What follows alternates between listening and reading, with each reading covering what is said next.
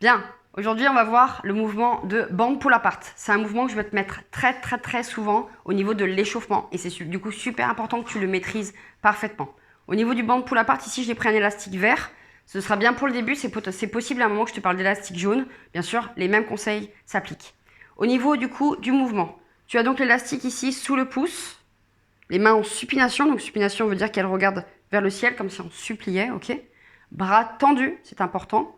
Et l'élastique, déjà, ici, n'a pas de pli. Donc, n'est pas plié. Déjà, bras tendus, à peu près, si tu as des bras un peu plus courts, peu importe, si l'élastique est un peu plus comme ça. Voilà, il y a un petit morceau de chaque côté. Le but, c'est que plus la résistance sera faible, et plus si tu prendras large, le but, c'est quand même d'aller chercher un peu de résistance. Donc, on laisse bien un petit morceau de chaque côté. Ensuite, c'est pas juste ton bras qui vient tirer. On essaye pareil de penser à baisser ses épaules pour aller chercher un mouvement à la poitrine et revenir pour que les omoplates travaillent. Je me tourne rapidement pour que tu le vois. Même chose, bras tendus ici. On vient chercher à tirer les omoplates vers l'arrière. Les mains viennent loin derrière et on ramène.